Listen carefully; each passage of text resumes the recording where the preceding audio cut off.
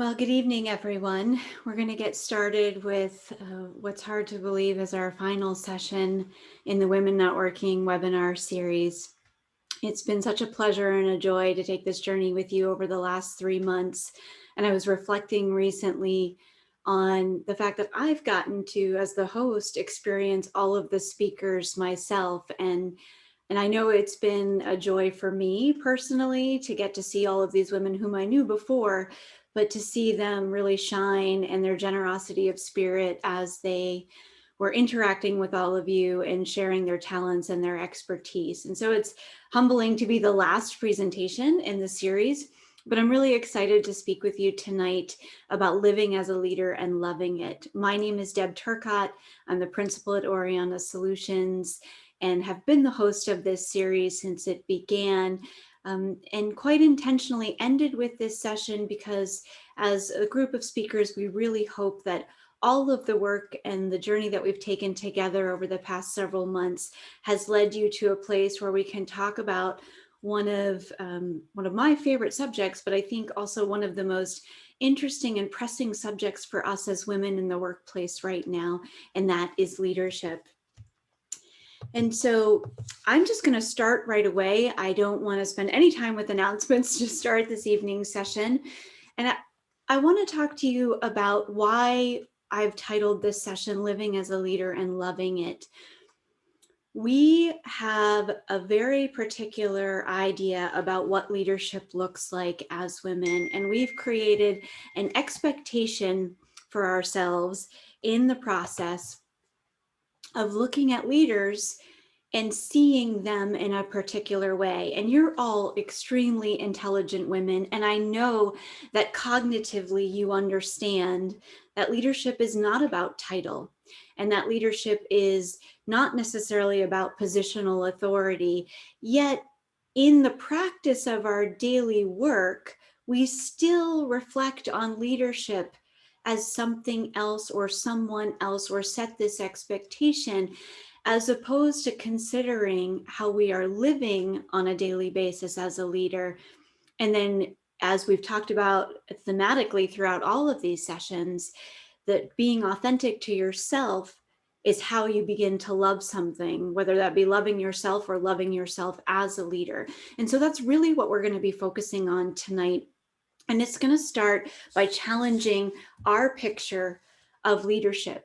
And so I want to start with this question, which is really to ask you, what does leadership really look like? You know, we often think of the corner office, or we think of someone that has a title, but we also think about glory. We think about sometimes pay raise. We think about a promotion. We also think about sometimes the hard work that goes into leadership, but we most definitely, as women, more likely picture someone else as a leader instead of picturing ourselves as a leader. And so instead of looking at what we see on LinkedIn all the time, which are all really valuable tools, the posts from something like Leadership First, where they're sharing information with you, a great and inspiring quote that's been meaningful and you like it, or you celebrate it, or you love it, or perhaps a piece that's written by someone else, or esteemed organizations like the Center for Creative Leadership. And they'll put out a slide that says, do these things in the process of leadership work. And so we create this picture that leadership looks like someone else or something else, as opposed to acknowledging what it probably more often looks like, even for some of the highest ranking leaders that we might know. And so when I was doing this search for a photo that would inspire me for what leadership looked like, on Unsplash, I saw pictures of presidents and vice presidents and big business owners and folks standing there in a suit in an office. But this is the one that inspired me. And let me tell you why.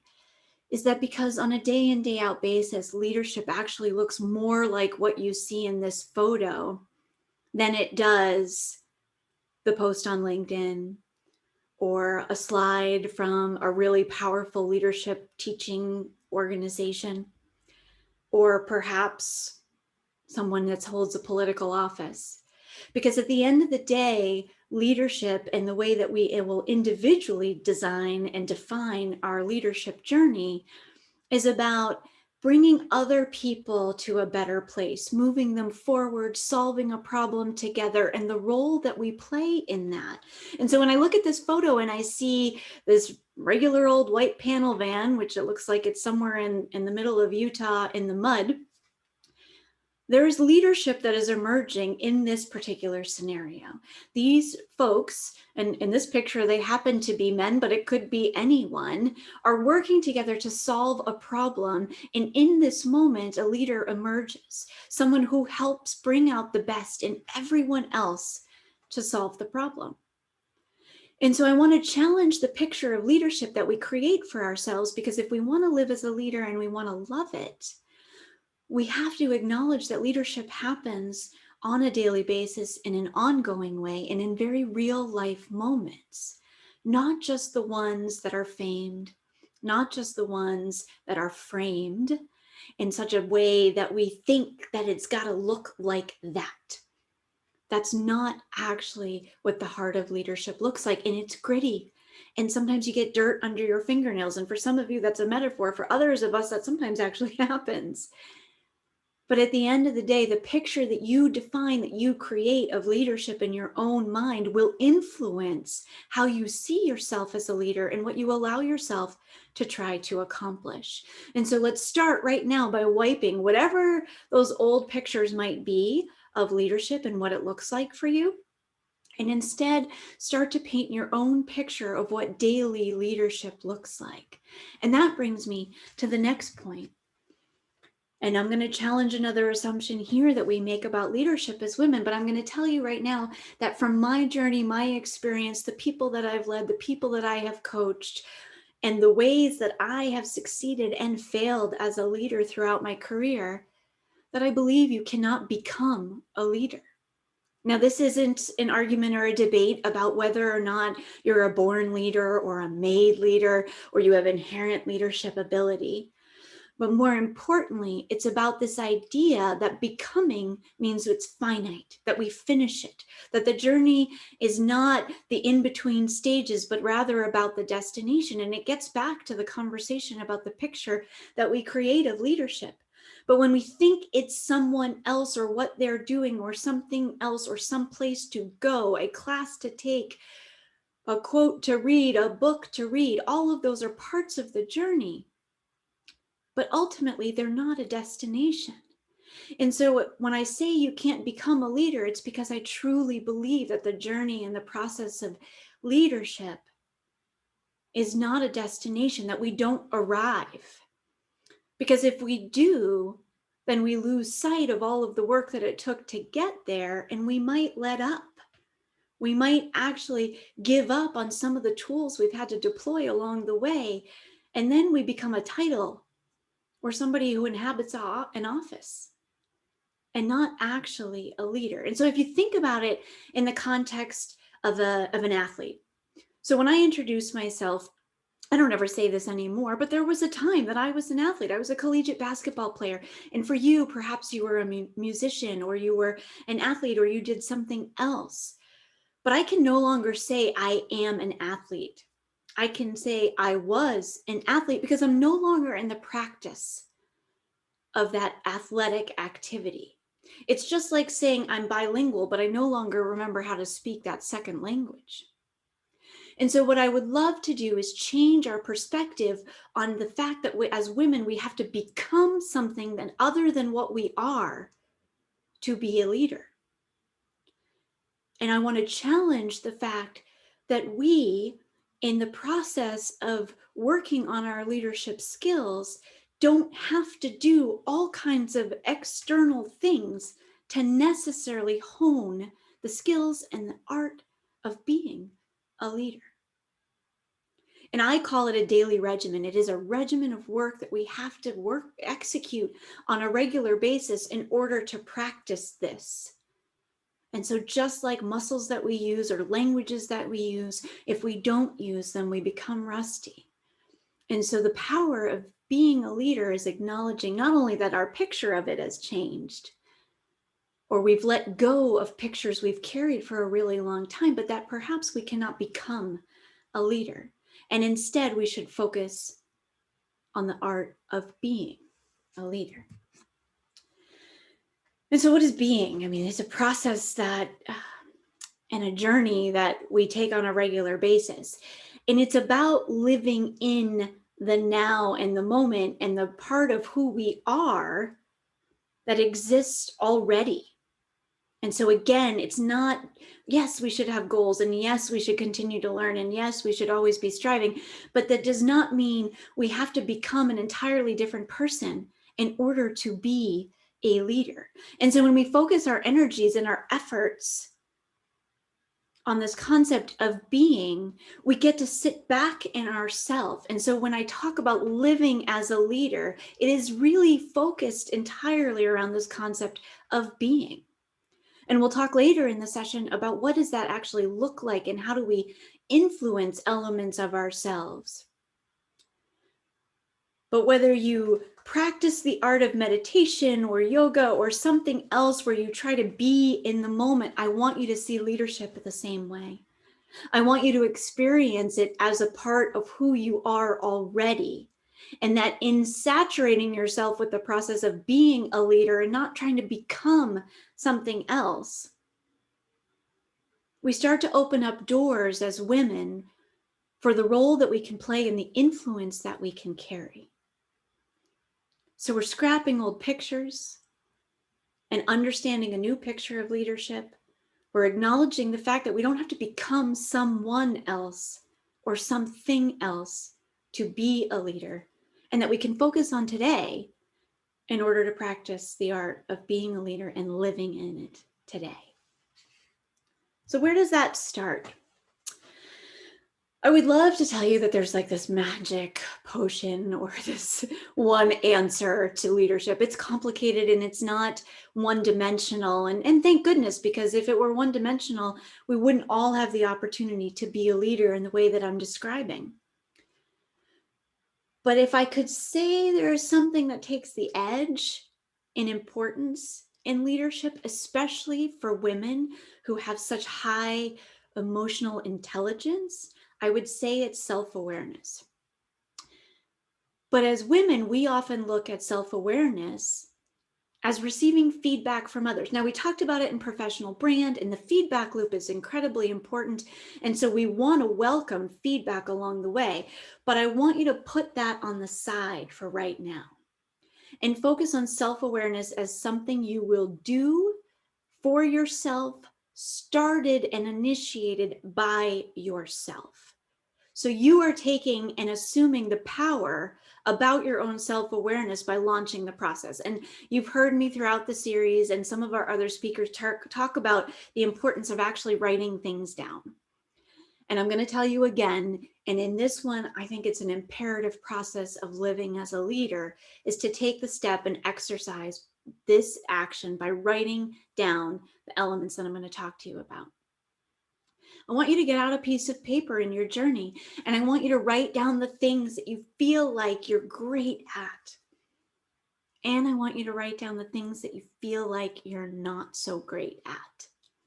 Because understanding this framework of self-awareness where we start the process means that anything else that comes in through that feedback loop or any of the other ways that we might receive information become additive to a process we've already owned.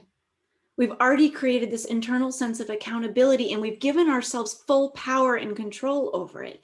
There are so many women that I work with who are challenged by feedback because of the way they view it, and because they haven't owned the power of the self-awareness journey first. And yes, sometimes that's hard. We're looking in a mirror. We're trying to be really honest with ourselves. We're trying to really process through the pieces of ourselves that we feel good about and the pieces that we don't feel good about. And for some of us, we deny on both sides of that piece of paper some really critical elements for the work and for our growth and honing it. But when we write it down, it's not like you have to do it in one sitting, but you can come back to it and add to that. And again, because you initiated it, you yourself, you initiated it, you have assumed entire control and power over how you will develop yourself as a leader. And this is where we add feedback in. And I'm going to challenge a couple of things as women that we do, and I see it all the time, and I have done it.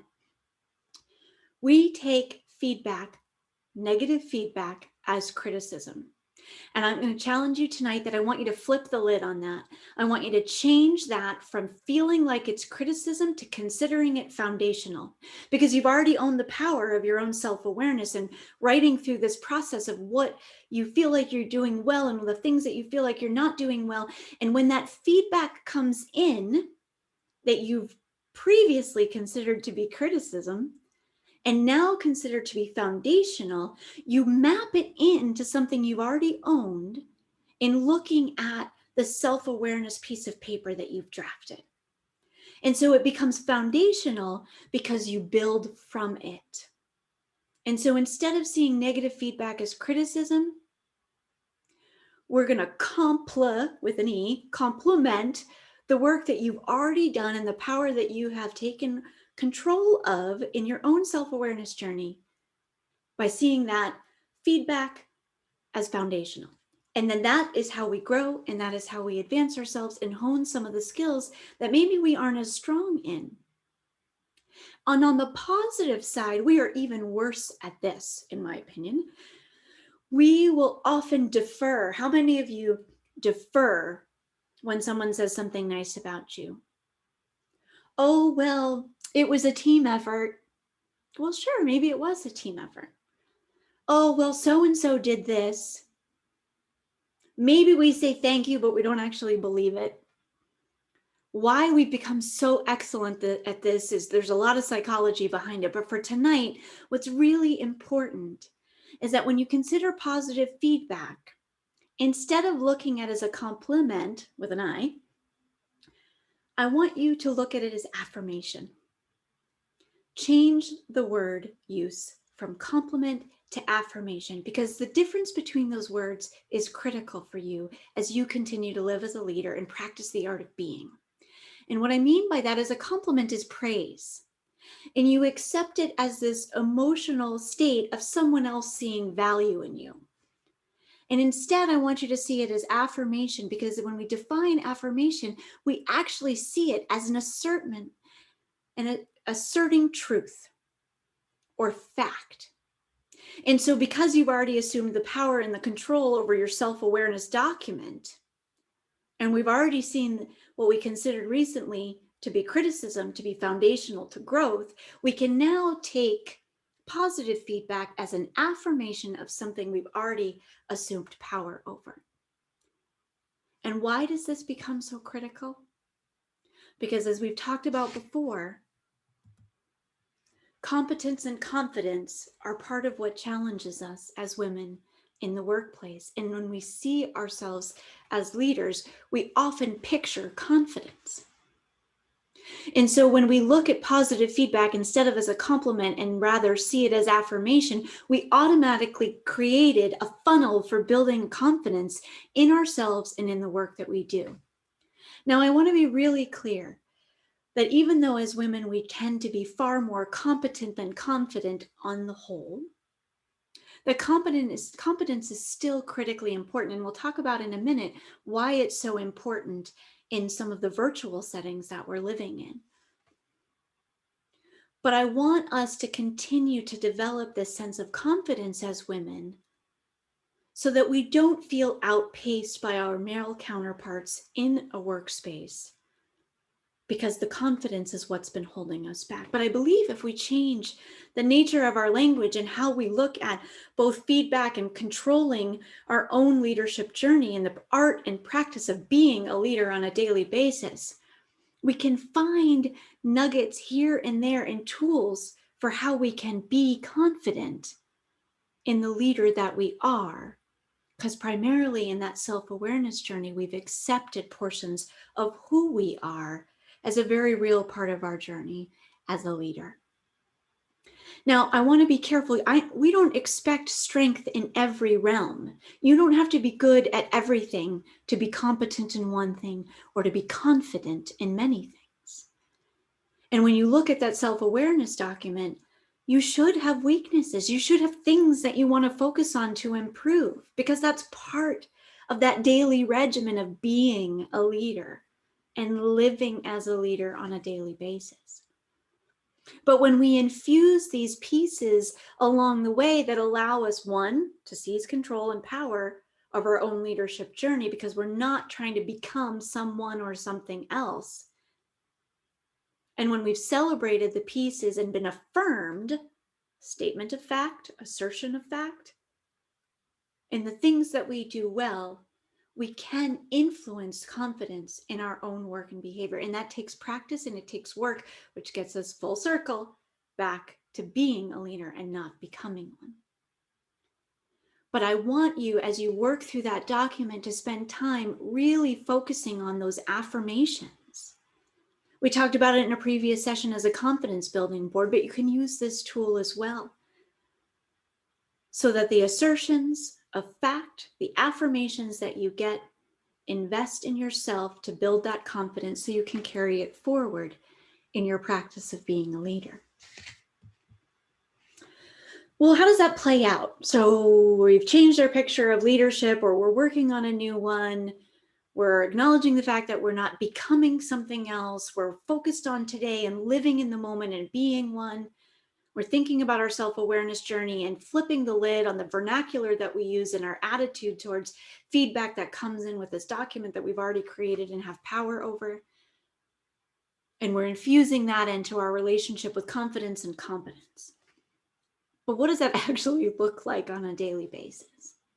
And so I want to talk about 3 unique scenarios that I think evidence why living as a leader happens for all of us, independent of title, independent of supervisory authority, or perhaps even the job that we had, have, or will have in our pathway. And the first is the virtual environment. What we're seeing a lot of research right now that tells us that competence is actually playing a stronger role in emerging leaders in the virtual environment. And this is critical for you if you've considered yourself more competent than confident in the past. And also that if you are highly skilled in something, you have this opportunity to showcase yourself as a leader in a new way. And I don't want you to miss that opportunity while we're still working in this virtual environment. Because we're not in a dynamic room setting where the confident people like me walk in and carry a presence and can kind of consume the room on you. But the playing field is leveled a little bit more in the virtual environment. And so what that means is that we have this opportunity to showcase that competence. And I want to be really careful to go back to the statement about something being glorious. Remember the van in the mud and the dirt under your fingernails. Leadership really isn't glamorous. And so when I say shine and showcase, I want that to be part of your journey as being, but it's still wrapped around this entire concept that leadership is helping advance others and bringing others along with you, or elevating the best of the people around you. But you can do that in a virtual environment with competence as much as confidence. And so it's changed the playing field. And I want you to consider that an opportunity in your journey of being or living as a leader. The other one is situational leadership. And this is a place where I think often as women, we sort of defer that the moment, the opportunity. Because we focus so much on the competence in the situation that we don't necessarily own and take that power over of ourselves being a leader in a situation. And so what does situational leadership look like? It looks like this picture that you see here. We're in a moment in time, in a particular problem, where you, in your self-awareness document, have already recognized that you have strengths as a leader in this situation. I want you to exercise those strengths. I want you to play to those strengths in that situation, because situational leaders are how those of us who do have supervisory responsibility or do carry that title, we're constantly looking to see who emerges in those moments. And sometimes it's a crisis, and other times it's a day in, day out problem. But we need someone to own that space. And when I say own, I don't mean like you get it and nobody else does. But you get to be the leader in that moment, bringing the others along with you to help bring that situation to solution or advance whatever that situation is to the next stage. And situational leadership is a great way, if you don't carry title and if you are emerging as a leader, that you have this opportunity to showcase those things that you've been affirmed for in the past with more confidence. And that leads us right into the last of this particular segment, which is every level leaders. There are people in my career in some of the biggest organizations that I've run that had no supervisory responsibility, had no title associated with them, but they were a critical leader for the organization and for me as the CEO. And what I mean by that is that I counted on them to be a guiding force for their colleagues, to be that wise, person who was a sounding board, who helped other people think through challenges, who actually sort of took some level of ownership over helping others be better, even though they didn't carry title or supervisory responsibility. And so when we think about every level leaders, that means it doesn't matter where you are or who you are or what you're doing or what situation you're in, but that you can use in your self-awareness process the things that you are strongest at to lead. And what will feel amazing about that is on a daily basis, as you're practicing the art of being a leader and living it, it will be authentic to who you are because it's based on your strengths. And then you'll count on another every level leader to help balance your weaknesses, giving someone else the chance to rise in their leadership journey and the art of being a leader. There are people that I have promoted out of every level leadership situations into supervisory roles. And while they've gone on to excel and I've been excited for them and grateful for them, it's left a void behind them because of the role they played as an every level leader. And the astute managers, bosses, and leaders in their own right will see that and recognize it. And they'll try to advance others into the void that perhaps that promoted person has left behind. But don't dismiss or discount these types of leadership scenarios that allow you to practice both your art of being a leader and living it, but also to test out and try those new skills that you can hone in the ways that you can emerge as a leader for the others that are around you. And so this brings us to one of the most pressing contemporary issues for leaders: vulnerability and transparency. And so you'll see the picture that I've chosen to represent this. When we think of flowers, we think of fragrance and beauty and bright colors. And what do you see in front of you but sort of this raw, gritty picture of, I don't know what these are actually. I don't know if they're dead flowers. I don't know if this is the way they look all the time. They aren't necessarily the most attractive flowers, but they're real. And that's part of what vulnerability is. And for people like me who've been doing this a really long time, the process of vulnerability has been really hard work.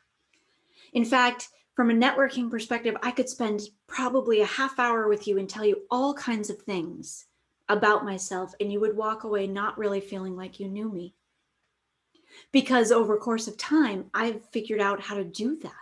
And so practicing vulnerability for me as a leader sits on my weakness side of my self-awareness piece of paper. And vulnerability, like transparency, is a balancing act. But vulnerability is the art of giving something of yourself in order to advance a relationship, to build rapport, And it's showcasing a little bit of that soft underbelly that perhaps you have that you don't want to showcase to build trust. But vulnerability is not telling everything. And I know all of you know that, but I've got to repeat it because we all know those folks who've overshared in our professional journey. And we don't need to know some of those things. But practicing vulnerability is an expectation of leaders today. And building trust and building a safe environment has to come from showcasing some things that you're willing to give of yourself as a leader in the process. And that brings us to the other side of this coin, which is transparency. And I want to like crash the plane on this one because transparency is a two-way street. And so whether you are a boss or a supervisor, or you are a leader at every level, or a situational leadership, transparency is an important part of the communication structure, and it's a high expectation of leaders and employees at every level in the workplace today.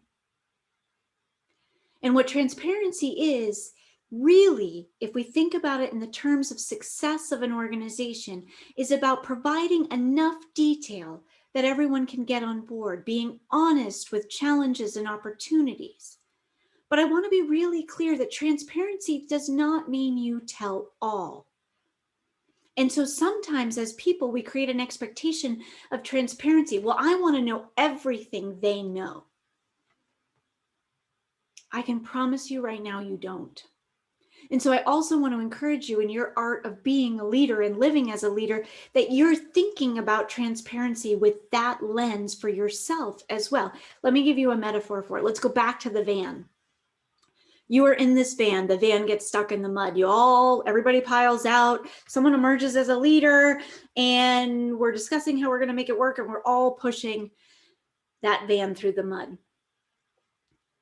Full transparency, no holds barred means you could say, well, what's in this mud? And someone will tell you. But I promise you, to solve the situation of the van stuck in the mud, you don't want to know what's in the mud. You actually don't want to know all the level of detail that you've created an expectation for the leaders who you may be looking up to, or who may be in positions of authority above you. And so as you build your own leadership journey, I challenge the way that you view transparency with others. Because if you knew what was in that mud, would you actually still be pushing the van in it? And I want you to ask that question of yourself.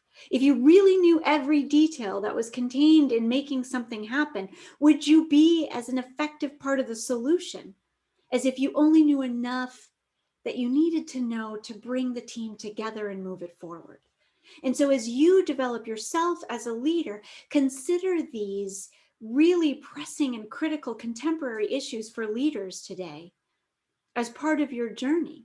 So when you're practicing the art of vulnerability, or when you're being transparent, you're setting the benchmarks in your head for what helps everyone move forward and what actually becomes an obstacle or a hindrance. Because don't forget the mud. I don't want to know what's in that mud as we push that van forward together. And I don't know that knowing what's in the mud actually makes us push the van forward in the mud any better. And so as you think about vulnerability and transparency, benchmark those expectations you have for others and the expectations you develop yourself as you are being and living as a leader. And so this brings us to probably one of the deepest slides that we're going to talk about tonight. And the reason that I say this is there is a critical conversation that is taking shape about diversity, equity, and inclusion. And I say critical because I mean it is important. And it is a space that we all need to give attention to. But in the conversation for tonight, I'd like to take us one step above that into diversity of thought. And so when I use the word diversity here, I want to be really clear that it is respectful of the DEI work that is taking place and needs to take place and needs to continue to take place. But when we talk about your journey of being a leader, I want you to consider that DEI work as a part of an umbrella that's centered completely around diversity of thought. Because when we welcome diversity of thought as a leader, we welcome all of those other pieces that go with that movement. But the reason I center around, diversity of thought is because that is where the richness of bringing other people with us comes in. And it is an absolute expectation of leaders, whether it's a situational leader or a leader at every level, or a leader that has authority and title, to be able to celebrate the different types of thinking. And we've lost some of our art and our skill in the United States at doing that. And so this becomes more work because we're not all on the same page about how it happens. But that diversity of thought brings together people, or should bring together people, if we play our role in our art of being a leader appropriately, because we're celebrating that diversity of thought and allowing it to influence that DEI work or any number of other movements or elements of work that are taking shape.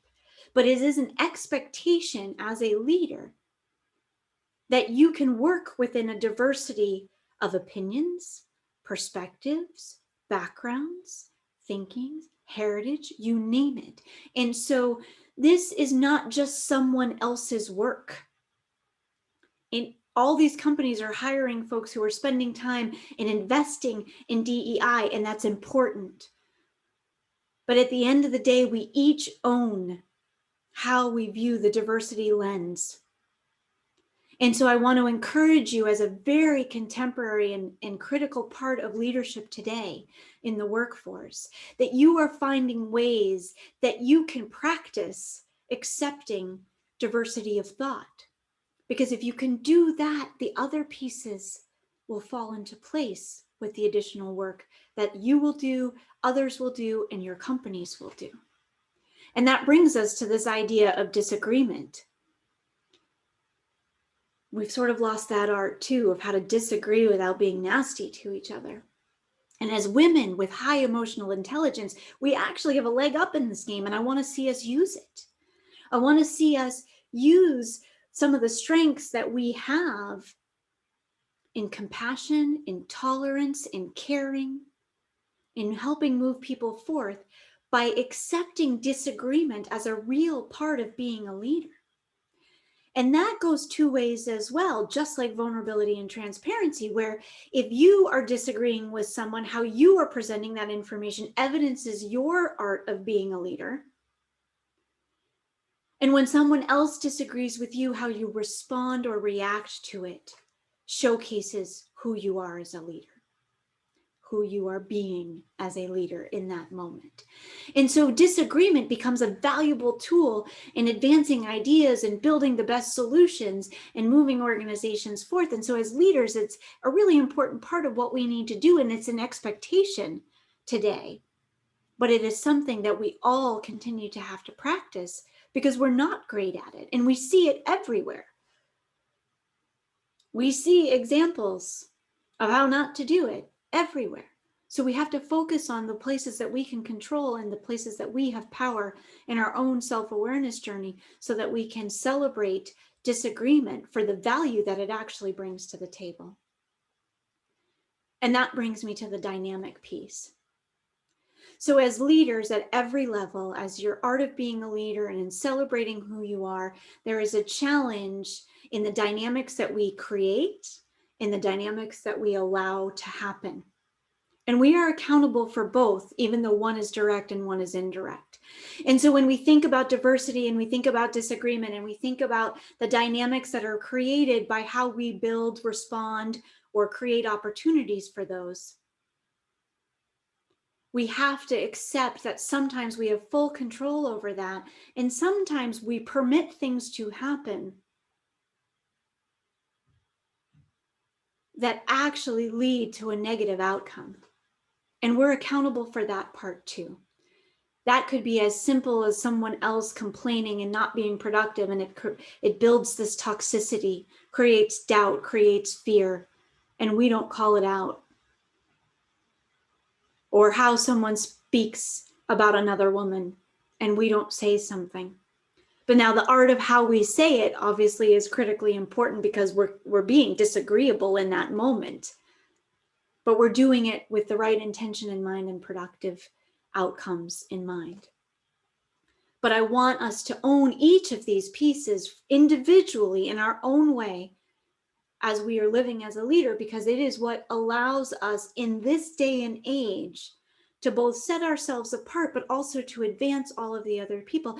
And that brings me to my last piece. And this is a piece that is likely going to get me in trouble, but I'm going to talk about it anyway, because I think it's really important. And that is this slide I picked intentionally, this picture, who run the world? And I know that's been a popular phrase lately, and it's said with a lot of the right intentions.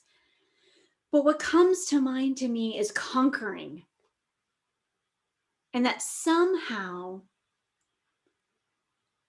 we have this picture as women that in order to rise, someone else must fall.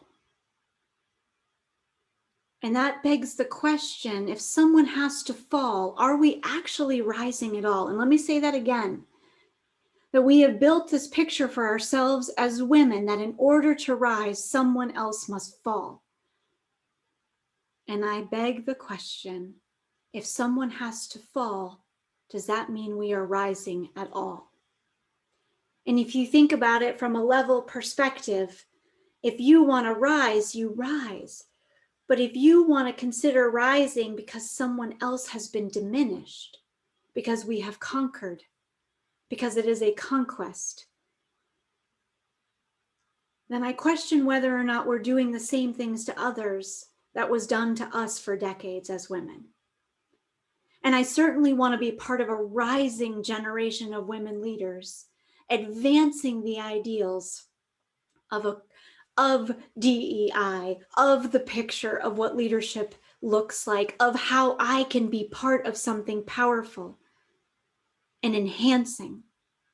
But I certainly, for me personally, do not want to be part of something where we conquer, because the moment we look at it as a conquest, it means we have imprisoned, enslaved, diminished, devalued, or taken someone else down in the process.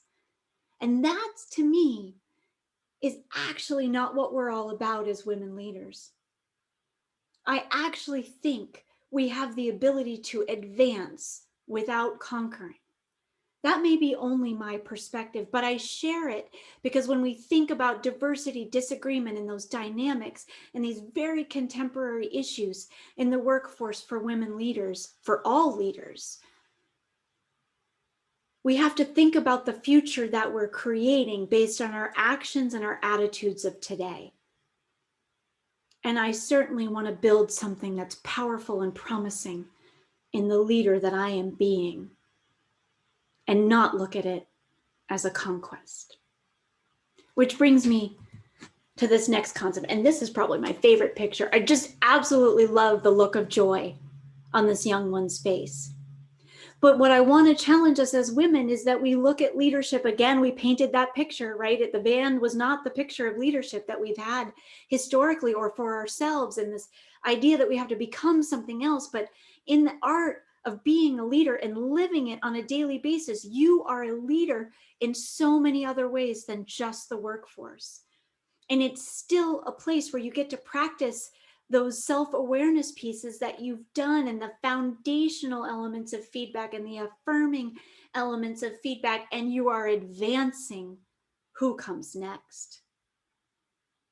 And so when I think about this little one, I think about those of you who are mothers or aunts or godmothers or sisters or daughters, or sit on a board or belong to a faith-based organization or are part of a club or a team of some sort. And in my opinion, our ability to lead, especially as women, but in the art of being a leader, is as impactful in these spaces as it is in the workforce. And so I want to bring this out because who you are developing and who you are investing in your journey of living as a leader is all around you every single day. It is not about becoming something else, and it is not about a destination, but it is about what you do today and how you do it. And I'm not putting more pressure on us as mothers or women, but rather trying to create this opportunity for you to see yourself as a leader in those moments and celebrate those moments and layer it into all of the pieces we've already talked about. Because ultimately, you may have more influence in these spaces than you ever do in the workforce, or vice versa, but they're equally as important. And so it seems like an obvious space, but a not so obvious space, or some days it may be not so obvious, but it is obvious. The reality is it's a real part of our journey of living as a leader. And when we can celebrate this side of ourselves as a leader, as well as the one that we exhibit in the professional realm, it makes it easier for us to understand that we are living consistently and on a daily basis in that regimen of leadership. And it does make it easier to love it, because we get to celebrate the wholeness of ourselves as a woman leader, and not just this part that we've compartmentalized in the professional setting. And so that brings me really more towards the conclusion of the conversation, which is, you've got this. Ultimately, I don't want you to see yourself as having to become someone else to be a leader. I don't want you to paint this picture of leadership that doesn't celebrate all of the things that you're already doing. I want you to understand that in that self-awareness journey, because yourself is driving it for yourself, that you have ultimate power and control over it. That you have all of these opportunities to exhibit the competence you've always had, but to build from that self-awareness journey for competence. That you can practice this art of being a leader in all kinds of places, at every level, situationally, virtually, in the art of being vulnerable. And sometimes that was still so uncomfortable for me, but it's such an important part of contemporary leadership. And setting real expectations for transparency for yourself and the leaders who are around you. And that we've got this opportunity to really set the example for celebrating diversity of thinking and all that comes under that umbrella. And how we march forward is advancing others and not conquering them. And that every day, even when you're out of the office, you're actually living as a leader. And when we accept all of these pieces, we've now created this opportunity for us to love it. Because it isn't someone else's picture of leadership. It isn't some other slide on LinkedIn that a company has posted. It's not some other method or technique, but it's our journey and our ability to be a leader. And that is when we find that authenticity of loving our own leadership journey. And so normally, if you started with us at the very beginning and you talked through the kickoff session with me, you'll know I was a big advocate of reading books, and here's all these other resources. And tonight, when I was really thinking about this presentation and how we could talk about resources to help you on this journey, this is the sign that you're looking for, that you can look inside yourself as a resource. It doesn't mean that all those other tools are not excellent, that they can't help you hone your journey or continue to be and practice the art of being in that daily regimen. But that for this particular journey of living as a leader and loving it, that you are the resource. And that by looking at it that way, it gives you the opportunity to assume that power and control over your own leadership journey, celebrate it for all of the ways that it evidences itself, and then start to branch out and see other people as a part of that resource. Yes, take the class, go to the other webinar, go back to school, whatever that might be. Those resources are great. But for this part of a leadership journey, You are that resource. And I want you to look to yourself and start to build trust in yourself so that you are developing your own journey and art of being a leader. So as you live it, you love it because it's yours. And so with that, I just want to thank the fabulous photographers. I love great imagery because I think it helps tell a story. And I especially think of the Aubrey Odom person who took this photo of the van. It will forever be like marked in my head as a picture of what leadership looks like in my perspective. But these are great folks who have helped us tell this story tonight and helped us practice this. And so with that, I'm really going to close the session out. I'll open it up for questions. We're going to stop recording. But if you'd like to turn your mic off, this is just a personal conversation between us if you'd like to have one. But I want to thank you for being part of this.